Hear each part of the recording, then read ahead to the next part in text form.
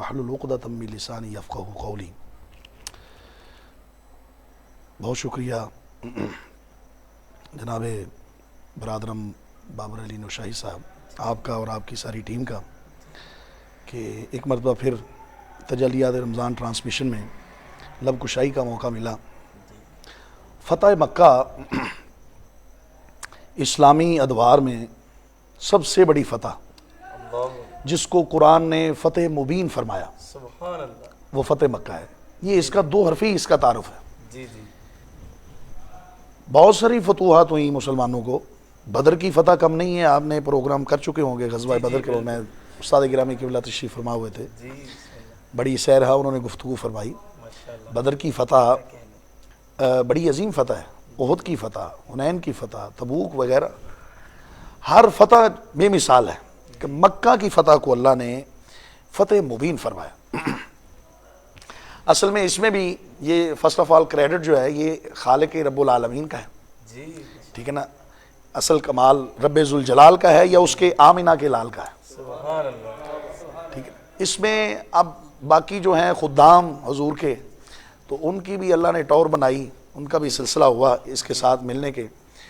تو یہ 8 ہجری، اب دیکھیں یہی حبیب خدا ہے کہ ایک وقت آتا ہے کہ حکم ہوتا ہے کہ حبیب یہ مکہ چھوڑ، مکہ چھوڑو، خود بھی چھوڑو، اپنے جو ماننے والے ہیں ان کو بھی لے چلو۔ اچھا یعنی کہ اپنے آباء و اجداد کا وطن چھوڑنے کا کہا جا رہا ہے۔ بالکل بالکل، آہا، دیکھیں نبی کا ہر فعل جو ہوتا ہے نا یہ وحی الہی کا محتاج ہوتا ہے۔ اللہ اکبر، نبی اپنی مرضی سے ذات کے حوالے سے کوئی اس میں انٹرفیئر نہیں کرے گا، جب بھی کرے گا وہ وحی الہی، عین وحی الہی ہوگا، جی جی، جب بھی وہی آنی ہے تب بھی، ہاں، یا وہی بن جانی ہے اس کی منشا پر یا پہلے آ جانی ہے، اس کا کوئی کام وحی کے بغیر نہیں ہو سکتا، اچھا اچھا، یہ اس کو تائید ربی حاصل ہوتی ہے۔ آہا، مقربین میں جو انعام یافتہ اللہ نے قرآن شریف میں فرمایا نا، انعم اللہ علیہم من النبیین والصدیقین والشہداء والصالحین، سبحان اللہ، ان میں ٹاپ آف دا لسٹ جو ہے نا وہ نبی، اللہ، اور نبیوں میں بھی درجے ہیں، جی جی، نبیوں میں بھی درجات ہیں کہ 1.25 لاکھ انبیاء کی جہاں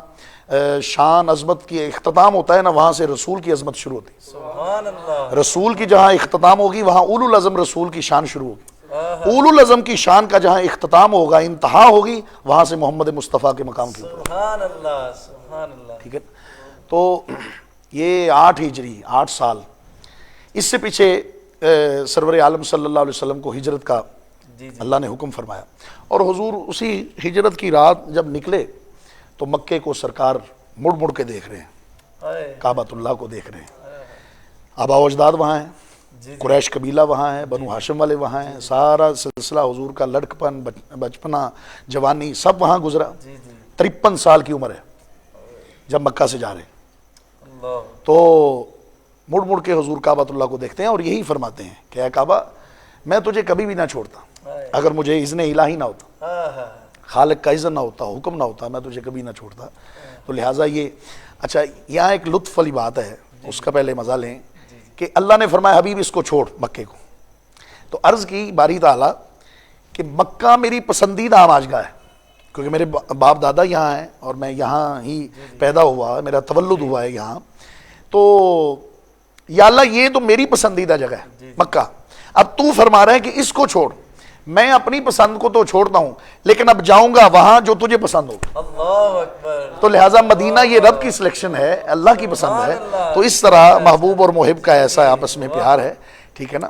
اور یہ حضور اسی لیے دیکھو نا، جب حضور کی سواری پہنچتی ہے نا ہجرت کے بعد جب مدینہ میں پہنچتی ہے تو یہ آپ نے یعنی خطباء سے علماء سے سنا ہے، کتابوں میں بھی آیا ہے کہ بڑے بڑے عمراء وہ جو اپنا تھے مدینہ شریف کے رہنے والے انصار میں سے، وہ خواہش رکھتے تھے کہ حضور ہماری طرف آئیں، حضور نے فرمایا میری یہ ناقۃ اللہ جو ہے نا یہ سواری اس کو چھوڑ دیا جائے، اس سواری کو پتا ہے کہ میں نے کہاں بیٹھنا، جی جی، تو یہ بتانے کا مقصد یہ تھا کہ اس جگہ کا اشارہ، اس جگہ کی سلیکشن وہ حبیب خدا نے نہیں کی، خود خدا نے کی ہے، اللہ اکبر، اس لیے اللہ سے عرض کی کہ مولا ٹھیک ہے میں اپنی پسند کو چھوڑتا ہوں، حکم آ گیا تیرا، ٹھیک ہے نا، تو میرا معبود ہے اور میں تیرا محبوب ہوں، میں تو اس کو چھوڑتا ہوں لیکن پھر جاؤں گا وہاں جو تجھے پسند ہے، تو پھر اس لیے کہا میری سواری کو مطلب چھوڑ دیا جائے، تو چھوڑ دیا تو حضرت ابو ایوب انصاری رضی اللہ تعالیٰ عنہ کے ہاں خود بخود وہاں بیٹھ، بالکل بے شک.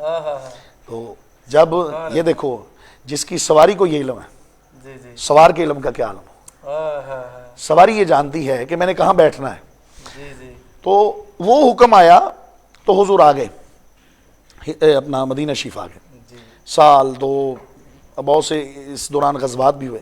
6 سال تھا نا جب، جی تو اس کے بعد 6 میں سرور عالم صلی اللہ علیہ وسلم نے عمرہ شریف کا ارادہ کیا. ٹھیک ہے، تو واپس حضور آئے عمرہ شریف، اور 8ویں میں پھر سارا مکہ یہ جو ہے نا یہ فتح ہو گیا 8ویں ہجری میں. یہ اس کا مختصر سا ٹائٹل اور اس کی تاریخ کے حوالے سے محدثین نے اس کی 16 رمضان بھی لکھی، 18 بھی لکھی. امام احمد نے 18 رمضان لکھی، امام مسلم 16 کو کہتے ہیں. اور ویسے تواتر سے جو آیا ہے وہ یہ ہے کہ 20 رمضان کو یہ مکہ فتح ہوا. اور رمضان شریف میں بے شمار جہاں ایام متبرک ہیں اللہ کی نشانیوں میں سے، ان میں ایک فتح مکہ بھی ہے، اور نزول قرآن بھی ہے. بلکہ نزول قرآن کیا جتنی بھی کتب سماویہ ہے، تورات، زبور، انجیل، ان کا نزول رمضان میں ہوا ہے. تو رمضان شریف اتنے ہی متبرک، اسی لیے اس کو سید الشہور کہا جاتا ہے، سارے مہینوں کا سردار کہا جاتا ہے. یہ فتح مکہ. سبحان اللہ. تو اس میں آپ قبلہ صلح حدیبیہ کے بارے میں آپ کیا فرمائیں گے؟ وہ اس کے عوامل میں ہے، اگر آپ مجھے اجازت دیں، کہ فتح مکہ جو رونما ہوتا ہے، یہ اس کے پس پردہ عوامل جو ہیں ان میں یہ صلح حدیبیہ کا سلسلہ ہے کہ یہ 6 سال تھا ہجرت کا، جی جی کہ حضور کا دل کیا کہ میں مکہ شریف مطلب عمرہ شریف کروں. جی جی تو سرکار 1400 صحابہ کو لے کر آ رہے تھے. ٹھیک ہے نا. تو سبحان اللہ اس لشکر کے بھی قربان جائیں جن کے سپہ سالار آمینہ کے لال ہیں. یہاں دیکھیں ہم گروپ میں کرتے ہیں نا، آج لوگ فخر سے کرتے ہیں میں عمرہ کر کے آیا، پیر صاحب ہمارے گروپ میں شامل تھے، ہمارا کاروان فلاں گیا، گروپ گیا، سادات تھے، وہ تھے. تو جہاں نبیوں کے سردار ہوں گے، سبحان اللہ. ان صحابہ کے سفر کا کیا. اور دیکھیں یہاں ٹریولنگ ایسی ہوتی ہے، بھائی صاحب ہم تو پی آئی اے میں جائیں گے، سعودی ایئر لائن میں جائیں گے، ہم ایمریٹس میں جائیں گے، یعنی مختلف. یہ تو وہ کہ پیدل ڈاچیوں پر سفر ہے، تو ان کے آنے کا بھی اپنا جواب نہیں، مثال نہیں ملتی، اور ان کے جانے کی بھی مثال نہیں ملتی. تو سرکار اپنے صحابہ کو لے کر مدینہ شریف سے حضور جب رخصت ہوئے، تو ابھی حرم شریف کے باہر ہی تھے. تو مکہ والوں نے نا عمرہ نہ کرنے دیا، سرکار مکہ عمرہ نہ کرنے دیا. دیکھو کعبے کو نہیں کرنے دے رہے. اللہ اکبر. کعبے کے جو اصل بانی ہیں، جو سلسلہ ہے، جو بانی اسلام ہیں. جی جی اور یہاں ایک اور اگر نقطہ بیان نہ کروں تو میرے اپنا کلام سے نا انصافی ہوگی. جی جی لوگ آج کہتے ہیں کہ جی دیکھیں مکے کی چابیاں ہمارے پاس ہیں، مصلی ہمارے پاس ہے، مدینے کا مصلی ہمارے پاس ہے. بھئی اس کے کیا ہوا آپ کے پاس ہے؟ تو پھر یہ سچے ہم ہیں. ہم نے کہا یہ تو چابیاں ابو جہل کے پاس بھی رہیں. اللہ اکبر. واہ واہ واہ. یہ تو اس کے پاس بھی رہے، کنجی بردار تو وہ بھی رہا ہے. جی جی جی 300 سر تو کعبے کے اندر بھی تھے. کیا کہیں گے ان کو؟ سچ کہیں گے؟ ایسا نہیں ہے. اب دیکھو مکے کے اندر رہنے والوں نے بانی اسلام سید عالم نور مجسم صلی اللہ علیہ وسلم کو عمرے سے روکا. ایک سوال کا تھوڑا سا جواب آپ سے لینا چاہوں گا کہ آپ یہ بتائیں کہ حضور حرم سے باہر ہیں، جی اور یہ جتنے قریشی ہیں یہ حرم کے اندر ہیں. جی. سوال یہ ہے کہ سچے کون ہیں، اندر والے یا باہر والے؟ باہر والے حضرت. باہر والے. تو لہٰذا یہ تو دلیل نہ ہوئی کہ بھائی صاحب ہمارا مصلی پہ قبضہ ہے، ہم وہاں کے امام ہیں، ہم یہ ہیں. یہ تو دلیل نہ بنی. یہ تو نبوی دور کی بات کر رہا ہوں. ہاں ہاں ہاں. ٹھیک ہے نا. بڑا جس نے کہا کہ یہ کعبے کی کنجی کا ہونا یہ حق کی دلیل ہے، وہ تو پھر جائے گا وہاں اور کہے گا کہ معاذ اللہ اس کے نزدیک ابو جہل وغیرہ اینڈ کمپنی یہ حق پر ہے. ایسا نہیں. سچے باہر والے ہیں، حرم سے باہر ہیں لیکن سچے ہیں. اللہ اکبر. میں کہ سچوں کے بھی سردار ہیں. اعلیٰ سرکار فرماتے ہیں سارے سچوں میں سچا سمجھیے جسے، ہے اس سچے سے سچا ہمارا. سارے اونچوں سے اونچا سمجھیے جسے، ہے اس اونچے سے اونچا ہمارا. تو سچی بات سکھاتے یہ ہیں، سیدھی راہ چلاتے یہ ہیں، ٹھنڈا ٹھنڈا میٹھا میٹھا پیتے ہم ہیں پلاتے یہ. انا اعطیناک الکوثر ساری کثرت پاتے یہ. سبحان اللہ. تو سرکار کو باہر روک دیا جی. اور یہ بات ذہن میں رکھنا، یہ حضور کی جو حالت ہے نا رکنے والی، یہ حضور کی اختیاری ہے. حضور کے اختیار میں ہے، اضطراری نہیں کہ حضور کو مجبور کر دیا گیا. مجبور تو سرکار کا غلام نہیں ہوتا. جی جی حضور کیسے ہو سکتے ہیں؟ مجبور کو تو وہ نہ، حضور کی یہ حالت اختیاری ہے، حضور نے حالت اختیاری خود اختیار فرمائی، اور اللہ کی منشا کے اوپر سرکار عالم صلی اللہ علیہ وسلم بالکل سرکار کا جو حضور اللہ کی منشا کے مطابق زندگی گزار رہے تھے، تو میرے آقا کریم صلی اللہ علیہ وآلہ وسلم وہاں ٹھہر گئے 1400 صحابہ، تو انہوں نے اپنا عمرہ نہ کرنے دیا۔ اچھا، حضور بھی ہیں اور ساتھ 1400 صحابہ بھی ہیں؟ جی، بیعت رضوان یہی ہے، جب بیعت لی تھی نا وہ یہاں سے۔ جی جی، سارا کہتے ہیں تو ہم آپ کو سارا واقعہ سنا دیتے ہیں، ورنہ اس میں سے یہ ہے کہ سارا سنا دیجیے۔ سرکار عالم صلی اللہ علیہ وسلم نے جناب عثمان غنی رضی اللہ تعالیٰ عنہ کو بھیجا قاصد بنا کر، کہ کہا جائے کہ ہم نے عمرہ کرنا ہے، یعنی کہ اپنا سفیر بنا کے۔ جی جی، حضرت عثمان گئے تو حضرت عثمان کے بھی داخل کا انداز کیا ہے، ایسے نہیں اللہ نے کہا فَإِنْ آمَنُوا بِمِثْلِ آمَنْتُمْ بِهِ، ایمان لانا ہے تو ان جیسا لانا ایمان۔ اب ایمان کیا ہے؟ حضرت عثمان کعبے، ہمیں کیا حکم ہے؟ یہاں جاتے ہیں ہم، اللہ جو چلے گئے ہیں ان کو ماہ رمضان کا صدقہ دوبارہ، اور ان کے صدقے ہمیں بھی حاضری کا شرف ملے، حکم تو یہی ہے، حدیث میں بھی یہی آیا ہے اور سنا بھی پڑھا بھی کہ کعبۃ اللہ پر جب پہلی نظر پڑے ہاں جی، بے شک، تو جو دعا کرے گا اللہ کا بندہ اس کی دعا فوراً ہی قبول ہو جائے گی۔ جی بے شک۔ لوگ اس گھڑی کو ترستے ہیں کہ میری نظر جو ہے نا کعبے پر ٹھہر جائے، کیا لمحہ ہو کہ میں کعبۃ اللہ کو دیکھوں اور میرے دل میں یہ دعا ہے میں مانگوں۔ اب دیکھو ہم یہ کر رہے ہیں کہ کعبہ پر نظر پڑے، نبی کے غلام سفیر بن کر گئے ہیں حضرت عثمان غنی رضی اللہ تعالیٰ، اور کعبے میں حرم میں داخل ہو رہے ہیں تو اپنا چہرے پر انہوں نے نقاب ڈال لیا، کپڑا ڈالی کہ میری نظر کعبے پر نہ پڑے۔ میری نظر کا کیا حضرت عثمان کو یہ اپنا حدیث نہیں کہ حضور نے تو فرمایا کعبہ پر جو نظر ٹھہرے، جو نظر اپنا پڑے، جو دعا مانگے اللہ اس کی قبول کرتا ہے۔ اور حضرت عثمان کیسے داخل ہو رہے ہیں؟ آپ نے ایسے اپنا رومال کو، کیوں پوچھا عثمان یہ کیا؟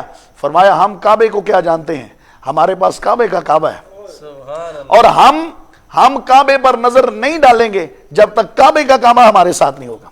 یعنی ہمارے نزدیک وہ عمرہ قبول ہی نہیں جہاں اللہ کا رسول ہی نہیں۔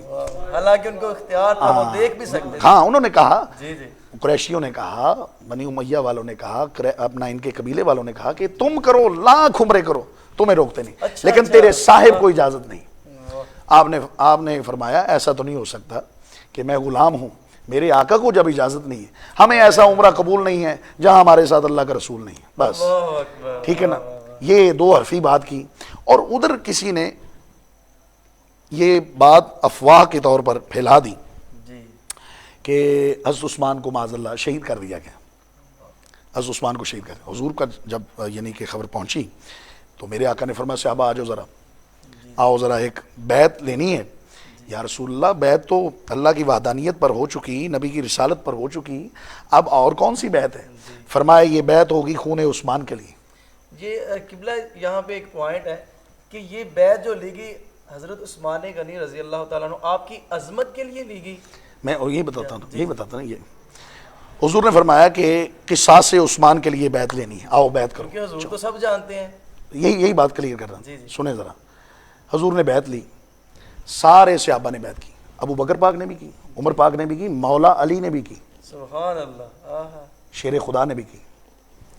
اچھا حضور بیعت لے رہے ہیں، گویا کہ حضور بتانا چاہ رہے ہیں کہ عثمان کے ساتھ لڑنے والا ہم سے نہیں، عثمان کے ساتھ لڑنے والا ہم سے نہیں، عثمان کی طرف سے لڑنے والا ہمارے ساتھ۔ سبحان اللہ، یعنی جو ہمارا ہوگا محمدی ہوگا وہ عثمان سے نہیں لڑے گا، بغض نہیں رکھے گا۔ لہٰذا یہ حضور نے بیعت کر کے بتایا۔ جب بیعت ہو گئی، یہاں لوگ نقب لگاتے ہیں، کہتے ہیں دیکھیں وہ بیعت کی، بالکل بیعت کی، وہ دیکھو نا اللہ کے نبی کو اصل میں علم نہیں تھا، علم ہوتا کہ وہ شہید ہو گئے ہیں تو وہ پھر بیعت نہ لیتے، لہٰذا تم حضور کو علم غیب وغیرہ یہ اس طرح کہتے ہو، یہ صحیح نہیں ہے، یا تو یہ واقعہ نکالو۔ ہم کہتے ہیں ایسا نہیں، سرکار کو آپ کے بقول کے حضور کو تو علم نہیں، آپ یہ بتاؤ کہ کیا اللہ کو بھی علم نہیں؟ اللہ کو علم تھا کہ نہیں کہ حضرت عثمان شہید نہیں ہوئے؟ اللہ کے تو علم میں ہے نا، حضرت عثمان شہید نہیں ہوئے تھے، لیکن لوگ کہہ رہے تھے، افواہ ایسی آئی اور حضور نے اس افواہ کے اوپر بیعت لے لی، تو لوگ یہاں چے مگوئی کرتے ہوئے معترضین جو ہیں انکار والے، وہ کہتے ہیں کہ دیکھو جی سرکار کو اس واقعے کی خبر نہیں ہوئی اور انہوں نے تب بیعت لی۔ ہم نے کہا آپ کے بقول اگر مان لیا جائے کہ حضور کو خبر نہیں اور انہوں نے بیعت لی، آپ یہ بتاؤ کہ اللہ کو خبر ہے کہ کہتے وہ تو عالم الغیب والشہادہ ہے، وہ تو ہر چیز کو جاننے والا ہے۔ تو میں نے کہا کہ اسی آیت کو پڑھو، اللہ قرآن میں فرماتا ہے ان الذین یبایعونک انما یبایعون اللہ ید اللہ فوق ایدیہم، اے حبیب جو تیرے ہاتھ پہ بیعت کر رہے ہیں یہ تیرے ہاتھ پہ نہیں بلکہ خدا کے ہاتھ پہ بیعت کر رہے ہیں۔ اور حضور نے جب فرمایا، سنو، حضور نے فرمایا دائیں ہاتھ پر حضور نے بیعت لی اور بائیں ہاتھ کو حضور نے بلند کر کے فرمایا یہ محمد کا ہاتھ ہے اور یہ سارے صحابہ کا ہاتھ ہے، اور فرمایا جو عثمان وہاں ہے یہ عثمان کا ہاتھ ہے۔ اللہ نے فرمایا ید اللہ فوق ایدیہم، ان سب کے اوپر جو ہے وہ اللہ کا ہاتھ ہے۔ سبحان اللہ۔ تو جب حضرت جب اللہ نے فرمایا، اللہ قرآن ہے نا، سورہ فتح پڑھ رہا ہوں، جی جی ٹھیک ہے نا، ان الذین یبایعونک انما یبایعون اللہ، اے محبوب یہ تیرے ہاتھ پہ نہیں بیعت کی، انہوں نے اللہ کے ہاتھ پہ بیعت کی۔ تو اللہ سب کچھ جانتے ہوئے جب یہ بول رہا ہے کہ ید اللہ فوق ایدیہم، کہ اللہ کا ہاتھ ان کے ہاتھ کے اوپر ہے، تو ماننا پڑے گا کہ سرکار کا یہ اپنا بیعت کرنا، بیعت لینا، یہ حضرت عثمان کی عظمت کا عظمت کا تقاضا تھا کہ میرا عثمان میرا یار ہے، اور کون ہے جو میرے ہوتے ہوئے اس کو کوئی نقصان پہنچائے۔ تو رسول اللہ صلی اللہ علیہ وسلم، وہ حدیبیہ کا معاہدہ انہوں نے کہا بھی اس سال تو نہیں ہوگا، عمرہ نہیں ہوگا، جی جی سرکار نے وہاں کوئی وائلیشن نہیں کی، کوئی ان کے ٹھیک ہے، حضور نے فرمایا کہ بالکل ٹھیک ہے ہم نہیں کرتے۔ اچھا تو جی معاہدہ کرو ہمارے ساتھ۔ معاہدہ یہی ہوا کہ اگر مدینے میں ہمارا کوئی بندہ گیا تو تم اس کو واپس پہنچاؤ گے، مدینے والا اگر یہاں آیا نا تو ہم نے اس کو واپس نہیں بھیجنا۔ یہ معاہدے کا بہت ساری شکیں ہیں، لیکن اس میں ایک شک یہ تھی کہ 10 سال تک ہم آپس میں جنگ نہیں کریں گے، 10 سال تک ہم آپس میں جنگ، 10 سالہ معاہدہ تھا کہ جنگ نہیں کریں گے۔ اس پر دستخط ہیں، سگنیچر ہیں سب کے، وہ رؤسائے قریش جو تھے ان کے بھی، 10 سال تک نہیں کریں گے۔ حضور اس معاہدے کو لے کے آگے، اصل میں ان کو پتہ چل گیا تھا بدر میں احد میں کہ ہوتا کیا ہے، غیبی مدد، کہیں 1000 فرشتہ آ رہا ہے، کہیں 3000 آ رہا ہے، کہیں 5000 آ رہا ہے۔ انہوں نے کہا جان چھڑاؤ ان سے، جو ہے نا سرنڈر کر لو۔ تو انہوں نے معاہدے پر جو ہے نا وہ دستخط کی کہ ہم 10 سال تک نہیں کریں گے۔ معاہدہ ہو گیا، سرکار چلے گئے۔ اور دیکھیں ہمارے دین کا ایک معیار ہے، میرے آقا کریم کی سیرت کا آپ کوئی بھی خطبہ اٹھاؤ گے، یہ اس خطبے سے، حضور کے خطبے میں 4 چیزیں ہر خطبے میں مشترک ہوتی ہیں۔ سرکار 4 چیزوں کی آواز بلند فرماتے تھے۔ پہلا یہ کہ الا لا ایمان علی من لا محبت علی، الا لا ایمان علی من لا غیرت علی، الا لا ایمان علی من لا عہد علی، الا لا ایمان علی من لا امانت علی۔ اس کا کوئی دین نہیں جس کو مجھ سے محبت نہیں، اس کا کوئی دین نہیں جس کے اندر غیرت نہیں، اس کا کوئی دین نہیں جس کے جو وعدے کا پاسدار نہیں، اور اس کا بھی کوئی دین نہیں جو امانت میں خیانت کرتا ہے۔ تو اس میں جو یہ چیز تھی کہ اس کا کوئی دین نہیں جو وعدے کا پابند نہیں۔ تو حضور نے خود معاہدہ کیا، یہ کیسے ہو سکتا ہے کہ حضور معاہدے کی پاسداری نہ کریں؟ سرور عالم صلی اللہ علیہ وسلم تشریف لے گئے، تو معاہدے میں ایک یہ چیز تھی کہ 10 سال تک جنگ نہیں کریں گے۔ دوسرا یہ کہ کوئی حلیف آس پاس میں کوئی برادری وغیرہ جو ہے نا، جس کا بھی حلیف بننا چاہے، جس کا بھی فریق بننا چاہے، یہ عام اجازت ہے۔ آپ قریش سے اگر کوئی ملنا چاہے بسم اللہ، ہمارے ساتھ کوئی ملنا چاہے مدینے والوں سے تو بسم اللہ، کسی کو کوئی روک نہیں سکتا۔ اب 2 قبیلے ہیں، بنو بکر اور بنو خزاعہ۔ بنو خزاعہ حضور کے ساتھ مل گئے، اور یہ جو بنو بکر والے تھے، نفاشہ بھی ان کا نام آیا ہے تاریخ کتب سیر میں، یہ آگے جناب والا قریش کے حلیف بن گئے۔ ان کی آپس میں لگتی تھی، بنو خزاعہ اور بنو نفاشہ والوں کی آپس میں بنتی نہیں تھی۔ اب یہ جب وہ محمدی ہو گئے، یہ قریشیوں کے ساتھ ہو گئے، تو ان کو اور یعنی کہ پہلے تو اکیلے اکیلے تھے، اب ساتھ یعنی کہ جم گٹا اتحاد ہو گیا۔ اب کیا کیا انہوں نے کہ دیکھو نا، منافق کافر کی یہی ہے پہچان کہ یہ وعدے کی پاسداری نہیں کرتا، ٹھیک ہے نا۔ تو ان قریشیوں میں سے ایک بندہ تھا جس نے معاذ اللہ ثم معاذ اللہ سرکار کی گستاخی کی بنو نفاشہ قبیلے والوں میں سے۔ تو سنی بنو خزاعہ کے قبیلے والوں میں سے ایک فرد نے سنی حضور کے غلام نے، اور اس کو برداشت نہ ہوا، تو اس نے اس کو روکا، تو اس نے اس کی پاداش میں اس کو قتل کر دیا، شہید کر دیا حضور کے غلام کو۔ اب معاہدے میں یہ تھا کہ 10 سال تک نہیں ہم کچھ کریں گے، لیکن یہ پھر ہوگی وائلیشن ہوگی، مطلب خلاف ورزی ہوگی۔ خلاف ورزی ہوگی تو بنو خزاعہ والے سرکار کے پاس آئے، یا رسول اللہ ہمارا بندہ انہوں نے مار دیا۔ کریم کائنات صلی اللہ علیہ وآلہ وسلم نے دیکھا کہ یہ تو اپنے معاہدے کے پاسدار ہی نہیں رہے جو انہوں نے معاہدہ کیا تھا۔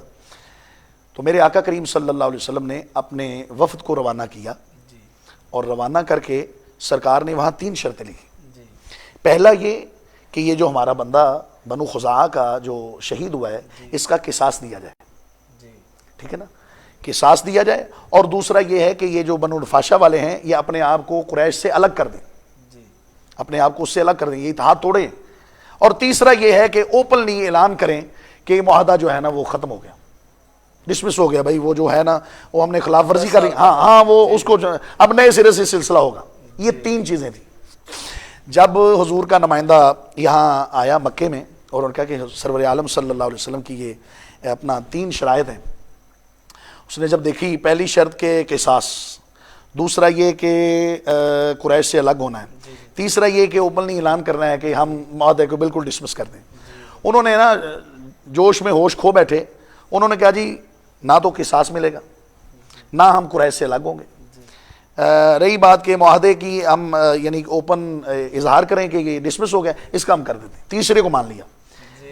قاصد کو روانہ کیا, قاصد سرکار کے پاس آیا تو میرے آقا کریم صلی اللہ علیہ وآلہ وسلم نے جب دیکھا تو میرے آقا نے منادی ندا کروا دی مدینہ کے اطراف میں, جی جی اٹھو صحابہ اب تیاری کرو. صرف یہی کہا کہ تیاری کرو, محاذ پہ جانا ہے, یہ نہیں کہا کب جانا ہے, کیسے جانا ہے, کیا کرنا ہے.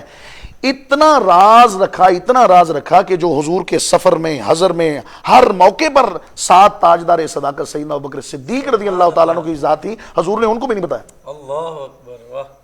کیونکہ کتب سیر میں آتا ہے کہ جب حضرت ابوبکر صدیق گھر آئے تو سیدہ عائشہ صدیقہ رضی اللہ تعالیٰ عنہ وہ جنگی ساز و سامان کو الگ کر رہی تھی نا, تو پوچھا بیٹا یہ کیا کر رہے ہیں؟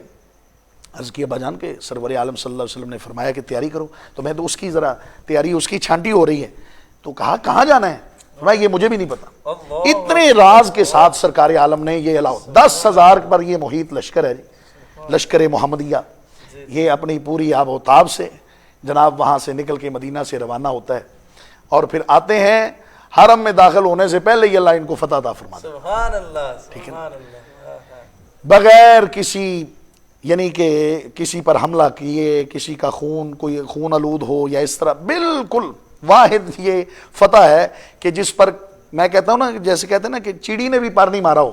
ایک مثال ہے, مطلب نہیں, لوگ بات کرتے کہتے ہیں وہاں کوئی پر مارنے کی جا نہیں, ایسا بھی نہیں ہوا اور مکہ سارے کا سارا حضور نے فتح فرمایا. اللہ نے جب دیکھا, دیکھ تو رہا مالک ہر لمحہ, وہ تو کہتا ہے فَإِنَّكَ بِأَعْيُنِنَا, اے محبوب یہ 1-2 منٹ کی بات نہیں, 1-2 لمحے کی, ہر لمحہ اللہ تجھے ہی دیکھ رہا ہے. سبحان اللہ, وہ دیکھنے والوں سے جدا دیکھ رہا ہے. جدا دیکھ رہا ہے, خالق تو محمد کی ادا دیکھ رہا ہے, یعنی کہ وہ حضور کی ادا اللہ ہر وقت. فَإِنَّكَ بِأَعْيُنِنَا, تو سرکار وہ مکہ فتح ہوا اور کچھ بھی نہیں مطلب کرنا پڑا اور اصلاح و لشکر کے ساتھ. تو اللہ نے قرآن کی پوری سورت نازل فرمائی, اذا جاء نصر اللہ والفتح ورأيت الناس يدخلون في دين الله افواجا فسبح بحمد ربك واستغفر انه كان توابا. کہ اللہ نے فرمایا ابھی یہ کیسی فتح ہے, جب اللہ کی فتح آئی تو پہلے تو یہ تھا کہ بدر میں, احد میں, دوسرے غزوات میں کوئی 1 مسلمان ہو گیا, 2 ہو گئے, 3 پکڑے گئے. اب یہ مکہ فتح ہوا ہے تو لشکر کے لشکر مسلمان ہو رہے ہیں, جتھے کے جتھے آ رہے ہیں. جگہ حرم کی کم پڑ گئی, میرے آقا نے فرمایا جو حرم میں داخل ہو اس کو بھی امان ہے, اور جو عباس کے گھر میں داخل ہو جائے فرمایا اس کو بھی امان ہے, جو اپنے گھر میں سرنڈر کر دے اس کو بھی امان ہے. تو سرور عالم صلی اللہ علیہ وسلم اپنے غلاموں کے نام لے رہے ہیں, فرمایا جہاں جگہ ملتی ہے ہم سے ہاتھ جو روکنا چاہتا ہے میں قیامت تک محمد اس کو امان دے دیتا. سبحان اللہ, سبحان مکہ اللہ نے فتح اس شان سے فرمایا. سبحان اللہ. جو آسی کو کملی میں اپنی چھپا لے, جو دشمن کو بھی زخم کھا کر دعا دے, اسے اور کیا نام دے گا زمانہ, وہ رحمت نہیں تو اور کیا ہے. سبحان اللہ, قربان جائیں حضور لجپا سرکار کی رحمت پر. تو ناظرین جیسا کہ آپ نے دیکھا بڑی تفصیل سے گفتگو ہو رہی ہے, تو آپ کے بھی ذہن میں کوئی